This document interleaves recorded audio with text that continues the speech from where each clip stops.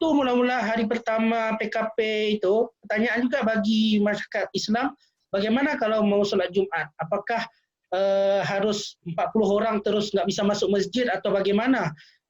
Diminta 14 hari di sana. Nah, itu adalah untuk orang yang datang dari luar negeri.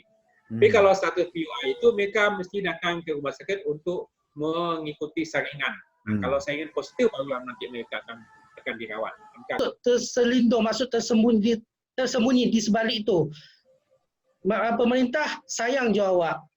Jo, awak pun sayang jo diri awak sendiri. Awak pun sayang ke keluarga awak. Begitu di Malaysia ini sudah mulai signifikan, saya sudah beritahu kepada yang bisa saya beritahu lah kan, sama sekali keluarga saya ini untuk tidak seperti tadi tidak awal tidak salat Jumat, awal jangan pergi ke masjid. Jadi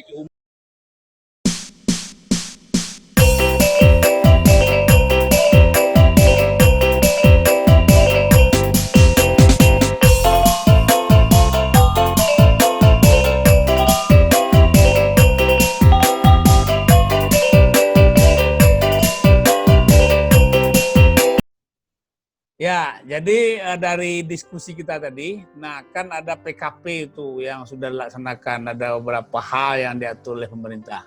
Nah, sekarang saya mau ke Arif dulu nih, bagaimana kira-kira respon masyarakat terhadap arahan dari pemerintah ini? Apakah otomatis masyarakat langsung patuh, apa segala macam? Sementara di sisi lain kan ada sesuatu ini yang bahkan Italia sendiri, negara yang maju, Inggris juga, tidak bisa otomatis masyarakatnya langsung ini. Kira-kira yang Arif lihat di Malaysia itu gimana? Oke, lebih kurang 97% masyarakat mereka sudah patuh dengan arahan PKP dari Perdana Menteri Malaysia ini. Di mana pada tanggal 15 April akan datang akan dimulai fase ketiga. Selama 14 hari lagi. Okey, di mana kalau 14 hari ini mesti sudah termasuk satu Ramadan. Jadi salah satu pertanyaan dari masyarakat adalah bagaimana untuk solat tarawih? Ya. Kalau di Malaysia ada namanya bazar Ramadan. Kalau kita macam pasar pembukuan kan, macam ditanya bazar Ramadan ini patut diwujudkan, patut dibuka atau enggak? Jadi masyarakat mulanya memang bertanya seperti itu. Jadi karena udah banyak masyarakat yang bertanya di media sosial, jadi pemerintah kemudian seperti membuat satu peraturan. Seperti tadi Sultan Selangor menitahkan bahawa enggak ada solat di masjid, di musola sehingga tanggal 31 Mei. Termasuklah nanti waktu Idul Fitri enggak ada solat Id. Jadi waktu mula-mula seperti solat Jumat, ini sebenarnya sudah masuk 4 kali Jumat. Masyarakat Malaysia enggak pergi masjid. Tapi di Perlis, di negara bahagian utara, mereka sudah 5 kali Jumat karena mereka sudah seminggu lebih awal atas arahan Mufti Perlis. Mufti lebih kurang MUI bagi kita juga. Jadi waktu mula-mula hari pertama PKP itu, pertanyaan juga bagi masyarakat Islam, bagaimana kalau mau solat Jumat? Apakah harus 40 orang terus nggak bisa masuk masjid atau bagaimana? Jadi waktu itu keluar satu pernyataan daripada Menteri Agama, di mana sebenarnya Menteri Agama merupakan mantan Mufti Wilayah Persekutuan, Wilayah Federasi Kuala Lumpur itu sendiri. Menyatakan bahawa solat Jumat tidak ada, digantikan dengan solat zuhur di rumah masing-masing. Waktu Jumat pertama, Jumat kedua masyarakat masih bingung. Sejauh yang dilihat masyarakat patuh ya? Ya, tapi sejauh itu sekarang udah masuk hari ke-40, alhamdulillah masyarakat dia patuh. Walaupun masih ada yang seperti mau membantah, tapi mereka hanya membantah melalui media sosial saja. Tapi seperti itu. Baik, sekarang ke Prof Nurul ini. Nah, kan pemerintah responnya sangat bagus. Nah, kemudian tadi Arif juga sudah menjelaskan bagaimana respon masyarakat. Nah, sepanjang yang Prof Nurul lihat, bagaimana itu respon masyarakat? Tadi dikatakan bergandengan tangan dengan bagus antara pemerintah dengan masyarakat. Berarti tidak ada problem sedikit pun. Bagaimana itu? Malah Arif Ya. sampai berani mengatakan 97% dari masyarakat patuh. Gimana? Ya, betul itu pada waktu ini ya di atas 95%, 97 kan, 58%, walaupun masih ada segelintir lah yang masih belum dengan berbagai alasan kan. Tapi kalau kita lihat dia melanggar PKP itu karena dia memang bukan orang baik. Karena bila ditangkap ternyata dia mengendalikan sesuatu, memang bukan daripada yang orang baik ya. Saya ingin melihat ini pandangan masyarakat Malaysia sebelum diberlakukan PKP ini. Jadi bermulanya kan pada akhir bulan Januari ini. Ya. Akhir bulan Januari mulai tanggal 19 kan, 19-20 ya. Itu adalah mulai banyak kasus di Wuhan ini. Ya. Jadi pada waktu itu saya kebetulan pulang. Jadi saya kembali ke Kota Kinabalu itu tanggal 3 dan 4 ya, bulan Februari ya. Tanggal 7, 8 itu mereka sudah mulai gelisah. Masyarakat di Malaysia dan juga di Sabah sekarang ini sudah mulai gelisah karena terlalu banyak pelancong Cina yang masuk. Padahal di negara mereka di lock, dia diamalkan, tapi mereka sudah mulai gelisah. Kenapa masih terbuka juga? Padahal di negara mereka ada masalah wabak virus. Jadi di beberapa media massa kawan-kawan saya selalu membuat status supaya pemerintah memperhatikan masalah wabak ini. Jangan sampai terlambat. Karena ini masalah nyawa. Kalau mereka di Wuhan itu ditutup, kenapa kita terima mereka masuk? Ya, kalau di Korea kan waktu itu sudah mulai merebak yang lain. Tapi di Malaysia pada itu dia belum melarang orang untuk berkunjung masuk ke Malaysia. Sudah mulai ribut.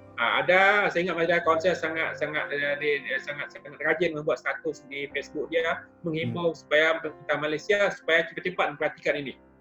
Dan beberapa kawan-kawan lain lah di media sosial mengingatkan Malaysia supaya berani mengambil tindakan untuk menghentikan masuknya turis-turis pelancong daripada negara yang sudah dalam keadaan wabak ini. Jadi masyarakatnya sudah mulai aware daripada awal tentang bahayanya wabak ini. Sehingga pada waktu PKP ini dilaksanakan mereka tinggal jalan saja lagi karena mereka sudah awal-awal sudah aware mereka kan. Jadi pada pertengahan bulan Februari itu kita sudah seperti ada exercise ya, sudah tahu apa akibat daripada COVID. Kita sudah mulai untuk tidak bersisakan. Kalau nanti kita jumpa dengan orang Cina, orang turis dari Cina, kita tidak menghindar karena sudah ada warning tentang bahaya ini. Sehingga pada waktu PKP dilaksanakan itu mudah saja karena masyarakat sudah ada pengetahuan tentang bahayanya wabak COVID ini. Jadi itulah yang pada akhirnya membuat pada waktu secara ofisial Perdana Menteri mengumumkan PKP ini 92 makin besar yang persentase yang mengikuti, sehingga pada sekarang ini boleh kata 98% itu sudah mengikuti patuh. Tadi Arif mengatakan kan ada fase-fase dari PKP ini. Ada fase 14 hari pertama ya gitu ya. Coba gimana itu detailnya Prof? Fase-fase itu Prof, coba Prof. Ya, fase pertama itu memang dijalankan pada tanggal 18. Jadi begitu dijalankan fase pertama itu dari tanggal 18 Maret sampai dengan 31. Tanggal 18 hingga 31. Itulah fase 14 yang pertama.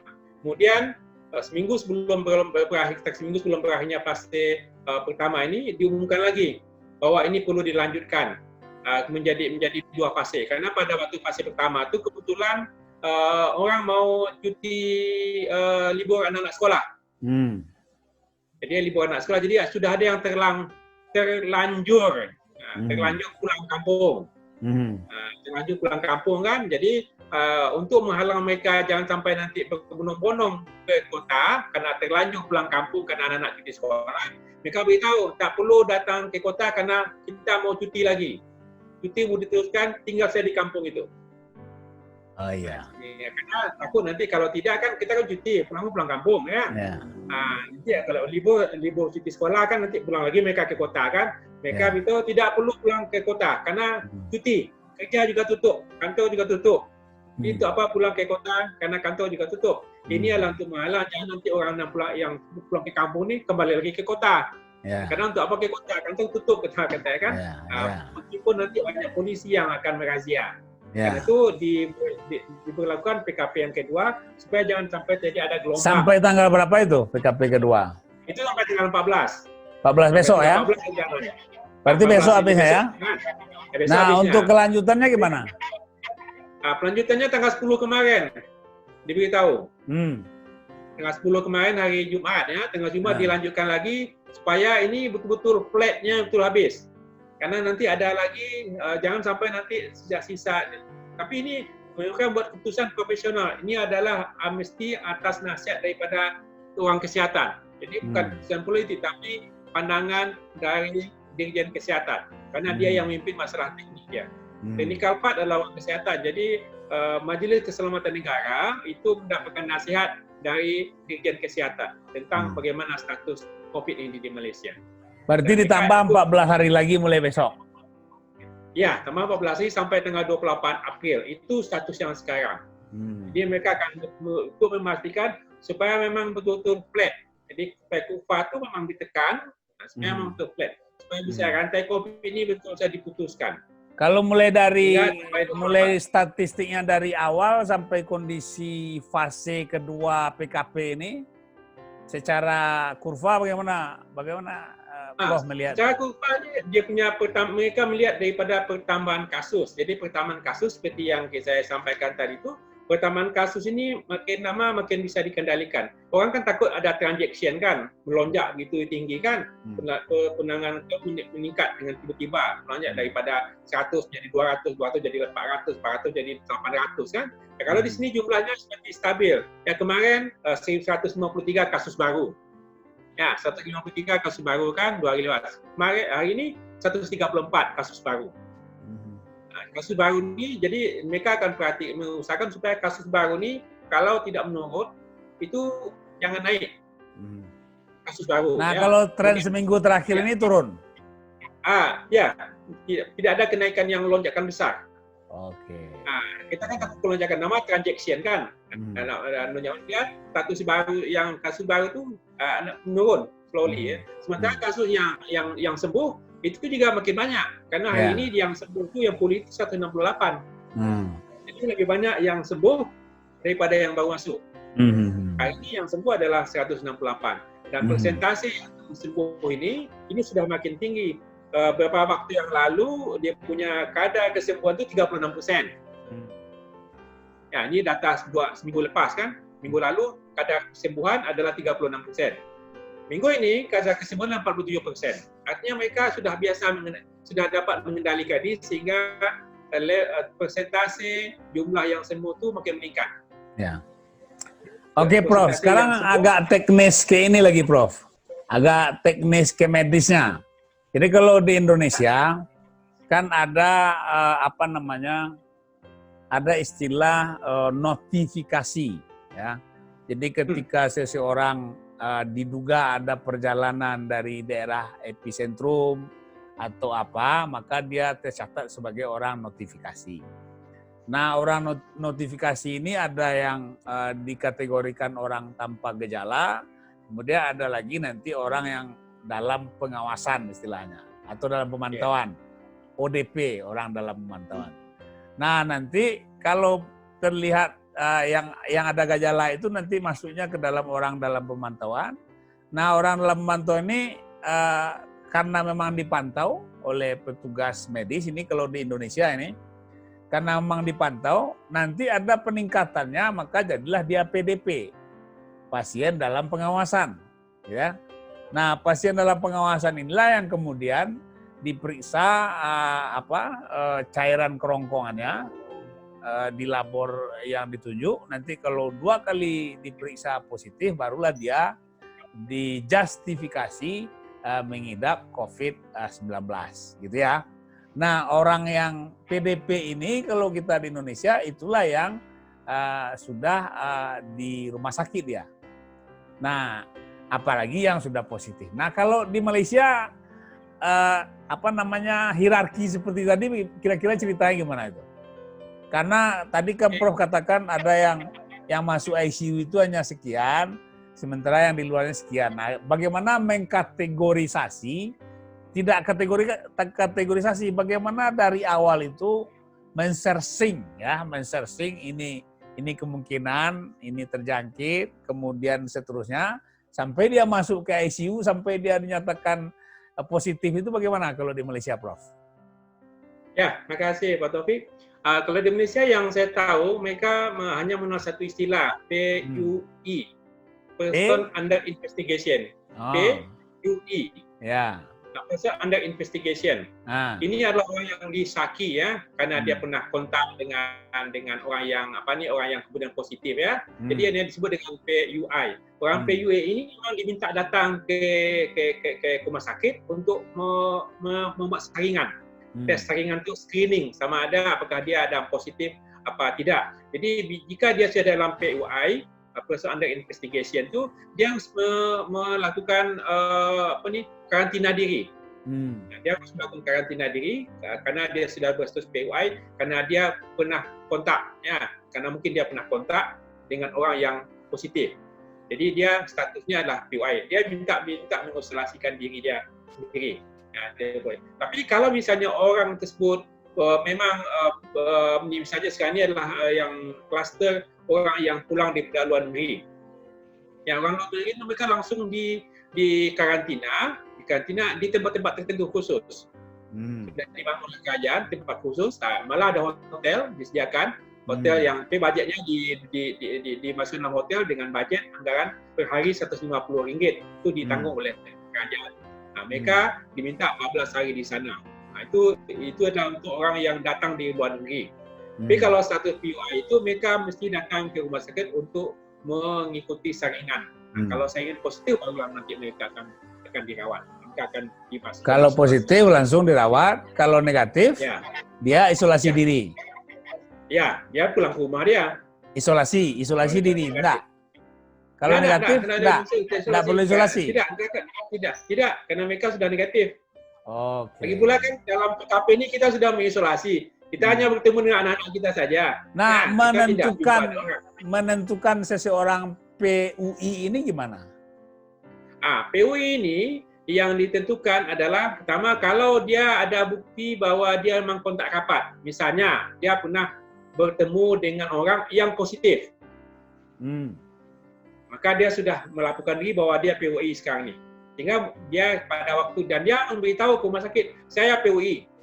Jadi supaya orang tua rumah sakit jadi tahu bahwa dia PUI, sehingga jangan nanti dia berarti PUI, ada kesadaran masyarakat ya, ada kesadaran masyarakat untuk melapor ya. Ya, saya PUI ini kan. Jadi dia harus memberitahu orang rumah sakit bahwa dia PUI, sehingga pada waktu dia datang ke klinik orang tahu bahwa dia PUI. Sehingga orang klinik itu bersiap sedia pakai PPE, pakai masker semua untuk memberikan saringan kepada dia. Kalau dia tidak mengaku, nanti orang rumah sakit kan tidak aware bahwa dia ada PUI. Nanti dia bisa mengkontaminasi orang rumah sakit. Kan pindah nanti di virus rumah sakit karena tidak beritahu. Jadi dia mesti memberitahu bahwa saya ini PUI. Saya pernah berkawan, saya pernah jumpa dengan ini, tanggal ini, pernah bersalaman dengan dia, pernah bicara dengan dia, pernah berjumpa dia. Jadi saya ini PUI ini, karena itu periksa saya. Jadi orang masjid jadi tak waspada. Jadi dia akan datang dengan kelengkapan tertentu untuk memeriksa orang itu. Baik, Prof. Jadi yang PUI ini, yang PUI ini sedangkan dia. Saya dah PUI ini kan, karena saya pernah ikut meeting atau ikut dekat dengan orang yang positif. Baik, mungkin saya mau ke Arif lagi nih. Ini kan Arif asalnya dari Batu Sangkar nih, ya kan? Prof. Paul dari Solo. Nah, kita sudah cerita kondisi Malaysia, bagaimana pemerintah merespon, lalu bagaimana pula masyarakat merespon. Sehingga kata Prof. Nurul tadi ada namanya sinergi yang bagus antara pemerintah dengan masyarakat. Nah, lalu kondisi di Indonesia ataupun di Sumatera Barat atau lebih khusus lagi di Tanah Datar, Batu Sangkar, termasuk di Solo, saya yakin Arif dan Prof. Nurul juga selalu update tiap hari. Nah, kira-kira apa harapan-harapan nih? Yang pertama harapannya terhadap pemerintah, yang kedua harapan terhadap masyarakat. Nah, Arif dulu, gimana ini? Melihat kasus di kampung halaman ini. Oke, kalau saya secara pribadi, kalau harapan kepada pemerintah Indonesia, segera cepat bertindak untuk rakyat. Apalagi kalau dilihat perbandingan persentase peningkatan pasien di Malaysia dan Indonesia dalam satu hari. Kalau di Malaysia dia dalam 3 hingga 7% bertambah dalam satu hari. Kalau di Indonesia dalam 5 hingga 11% dalam satu hari. Jadi kalau bisa pemerintah ini beri satu solusi yang sesuai seperti penyuluhan, penerangan dari satu warga ke warga lainnya, tapi melalui media sosial. Kalau bisa seperti turun ke padang, lihat masyarakat, kalau mungkin mereka ada keraguan sendiri seperti mereka seperti PKL, pedagang kaki lima, berfikir bagaimana keperluan hidup seperti hasil jualan, kalau sekiranya nggak jualan nanti gimana makan. Jadi seperti pemerintah harus awas, harus tanggap cepat turun ke rakyat, masyarakat, tanya bagaimana, kemudian kasih solusinya bagaimana. Seperti itu. Ya. Nah, kalau untuk masyarakatnya apa sarannya? Karena kita kan disuruh tidak berkumpul-kumpul, masih ada juga yang kumpul di kedai. Disuruh keluar pakai masker, masih ada juga yang bandel, nggak mau pakai masker. Malah di masjid-masjid yang di pelosok masih ada juga yang terus sholat Jumat, sholat berjamaah gitu. Ya. Kita satu aja, kita sebagai masyarakat, kita patuh arahan dan makluman daripada pemerintah. Seperti diminta untuk solat di rumah bagi solat Jumat. Dia bukan bermakna masyarakat diminta untuk menjauhi Islam, menjauhi Allah di saat musibah ini. Tapi masyarakat harus mengerti, harus faham bahawa tujuan untuk menjauhi, tidak pergi solat Jumat di masjid untuk mengelakkan penyebaran COVID-19 ini bertambah. Memang solat Jumat ini kita tahu wajib bagi laki-laki. Dan nanti untuk bulan Ramadan nanti solat tarawih itu pun sunat muakkad, apalagi dibuat berjamaah di masjid, di musola. Tapi kita harus tahu bahawa nyawa kita lebih bernilai. Mungkin antibodi kita kuat, tapi kita nggak tahu bagaimana orang lain di rumah kita. Ya, mungkin coba dalam bahasa Minang mungkin mengajak masyarakat di kampung nih, coba. Ya, dalam bahasa Minang mungkin kalau masih tidak lupa bahasa Minangnya, silakan ajak masyarakat di kampung gitu. Okey, Bismillahirrahmanirrahim. Ya. Untuk apa-apa amai-amai adik-adik di kampung halaman ikut Ananda bagi tahu patuh jo arahan jo pemerintah. Pemerintah indak asal-asal semagi tahu buat iko, jangan buat iko. Tapi ada tujuannya, tidak semata-mata ada maksud terselindung, maksud tersembunyi di sebalik itu. Pemerintah sayang jo awak, awak pun sayang jo diri awak sendiri, awak pun sayang ke keluarga awak. Memang awak dalam mun nak basuh jo sanak dun sanak sadonyo di tampik sinan di sinan, tapi awak mengerti karena apa awak harus mengerti iko awak berparang jo virus yang indak nampak. Memang doa dibutuhkan, tapi kalau doa indak ada usaha, jadi indak selesai. Ya. Zaman dulu lama pun waktu ada musibah atau ada parang pun indak jo doa Rasulullah, jo para sahabat berjuang berusaha untuk keselamatan, apalagi keselamatan umat Islam. Ya. Oke. Ya, makasih Arif ya. Sekarang yang sama ke Prof Nurul ini. Jadi bagaimana melihat kerja pemerintah? Karena memang kan dia tidak bisa apple to apple nih, membandingkan Malaysia dengan Indonesia tidak bisa ya. Jadi sepanjang kita melihat bagaimanapun sebagai warga negara Indonesia yang sekarang lagi merantau ke Malaysia, pemerintah kita sudah bekerja maksimal sebenarnya. Tapi kan persoalannya berbeda, kultur berbeda, kesiapan berbeda, segala macam. Nah, sepanjang yang sudah dilakukan pemerintah, apalagi yang kira-kira dari penglihatan dari Malaysia sana yang memang urgen harus dilakukan oleh pemerintah ke depan. Satu. Ya, lalu yang kedua, himbauan kepada masyarakat kita ini. Himbauan pada masyarakat. Ya, Kan, Prof. Oke, terima kasih Pak Dr. Rik. Ya. Kalau melihat daripada statistik ini, saya risau. Ya. Saya risau, saya cemas lah dengan statistik yang ada di negara kita ini. Karena statistik kita ini jumlah yang meninggal itu jauh lebih tinggi dibandingkan jumlah yang sembuh. Tadi kita sudah memberi contoh untuk di Malaysia, jumlah yang sembuh itu 2.276 orang. Yang sembuh 2.276 orang, yang meninggal 77 orang. Jadi persentase sangat sedikit sekali yang meninggal dibandingkan dengan sembuh. Tapi di negara kita, data daripada coronavirus ini, yang meninggal itu 399, yang sembuh itu 380. Jadi lebih banyak yang meninggal daripada yang sembuh lagi. Jadi saya terus terang ini risau, cemas dengan apa yang ada di tanah air, karena data ini sangat tidak membuat saya happy, tidak membuat saya bahagia dengan data kita ini. Jumlah yang meninggal itu lebih besar daripada jumlah yang sembuh. Itu berarti kita ada sesuatu yang kurang di sana, dengan kesiapan kita di sana. Jadi seperti yang juga disampaikan oleh Arif tadi, begitu di Malaysia mulai merebak dengan masalah COVID ini mulai serius, saya sudah menginformasikan kepada saudara-saudara saya, kepada di kampung, yang di kampung, tentang bagaimana bersikap tentang masalah COVID ini. Kalau Pak Taufik tadi menyatakan sudah 3 minggu tidak pergi Jumat, tapi keluarga saya sudah 4 minggu, karena begitu Malaysia tidak salat Jumat, mereka minta jangan salat Jumat. Jadi saya sudah beritahu pada awal, kemudian yang kalau yang tua saya kata, jangan dulu terima tamu. Yang saudara saya yang sudah tua, ayah mertua saya kan, mertua saya yang lain tu, saya beritahu yang umurnya dah lanjut, dah lebih daripada 60, jangan terima tamu.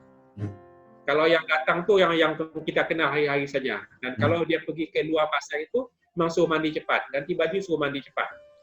Karena nanti orang tua ni riskan. Orang tua ni kasihan dia cepat drop dia. Jadi kita lindungi, saya beritahu kepada dia, saya lindungi orang tua kita. Juga kakak saya beritahu, kita ni sudah tua, saya sudah 50, sudah 60. Kita ni bukan kuat. Anak kita mungkin tidak ada masalah, dia kuat. Tapi kalau dia pulang, dia ada bawa virus, nanti masuk kita yang down. Kita sudah 60, 60 kita yang drop. Mungkin okey kan antibody dia masih kuat, tapi tidak ada kita. Dan itu saya begitu di Malaysia ini sudah mulai signifikan, saya sudah beritahu kepada yang bisa saya beritahu lah kan, terutama sekali keluarga saya ini, untuk tidak seperti tadi awal tidak salat Jumat, awal jangan pergi ke masjid, jadi di rumah saja, banyakkan di rumah saja, hanya untuk yang penting saja keluar. Tamu pun memang dihalang. Kalau sekedar bercita-cita saja, jangan bertelefon sajalah. Ada telepon. Kalau menjadi wajah pakai WhatsApp saja, pakai video call sajalah. Tidak perlu datang. Tutup sajalah. Ini keselamatan kita. Karena orang tua tu sudah tua. Dia tidak semudah kita. Nanti kita ya sehat. Tapi nanti bila yang virus itu masuk ke mereka yang kita yang menyebabkan ini musibah untuk mereka. Jadi itu yang sudah saya lakukan untuk beberapa kawan-kawan, untuk beberapa kenalan, untuk beberapa saudara tentang bagaimana mereka supaya sensitif terhadap isu ini. Kemudian dalam grup WhatsApp, grup kawan SMP, grup kawan SD, grup kawan SMA, grup kawan S1, itu saya ada beritahu. Walaupun kadang kalau dibilang itu tidak positif responnya mereka kan. Ada juga yang negatif ya. Ada yang mau kenduri juga kan. Jadi saya beritahu di sini kenduri tidak boleh, itu pun tidak boleh. Jadi ada merajuk, ngambek, marah, jangan. Tapi apa yang kita bisa tolong juga. Bisa bantu kan. Ini sebagai tanda bahwa kita ini berkontribusi mencoba untuk memberitahu yang baik kepada mereka. Baik, Prof. Nurul Huda dan juga Muhammad Arif, kita sudah diskusi panjang lebar. Mudah-mudahan apa yang tadi sudah kita diskusikan, ada hal-hal yang menjadi usulan, terutama untuk masyarakat ini, bagaimana supaya intinya adalah kalau di Malaysia kawalan pergerakan itu intinya, sehingga tidak terjadi persebaran yang tidak terkendali. Nah, kalau di Indonesia namanya pembatasan sosial berskala besar. Nah, idenya sama, Tetapi pelaksanaannya mungkin yang memang di kita masih belum disiplin masyarakat kita, sehingga apalagi ini dekat-dekat Ramadan, Lebaran, ada kebiasaan pulang bersama. Sekarang malah sudah ada yang lewat darat, sudah ada yang pulang ratusan, malah sudah mulai ribuan jumlahnya. Nah, itu persoalan-persoalan kita terutama di Sumatera Barat. Jadi mudah-mudahan diskusi kita ini bisa menjadi perhatian bagi masyarakat kita, sehingga mereka membatasi diri untuk jangan pulang dulu. Karena persoalan di Sumatera Barat hari ini adalah ada puluhan ribu perantau kita yang selalu setiap tahun memang di Ramadan dan Lebaran ini, Idul Fitri ini pulang. Nah, sekarang tidak, pulang bersama macam-macam. Nah, sekarang tidak bisa pulang. Apalagi sebagian dari mereka itu ada yang sudah yang sudah secara ekonomi sudah tidak bisa bekerja di rantau, karena sebagian ada yang bekerja secara di sektor informal seperti itu. Nah, mudah-mudahan mereka bisa paham. Baik, kita akhiri ya Prof. Diskusi kita ya Arif. Kita ucapkan terima kasih pada Arif dan Prof. Nurul Huda. Ya, semoga semoga Muhammad Arif dan Prof. Nurul Huda beserta keluarga di Malaysia sana tetap sehat-sehat dan bisa melalui pandemi corona virus ini dengan selamat, begitu juga kita yang di kampung. Sekali lagi terima kasih, kita akhiri diskusi ini. Assalamualaikum warahmatullahi wabarakatuh. Waalaikumsalam. Terima kasih.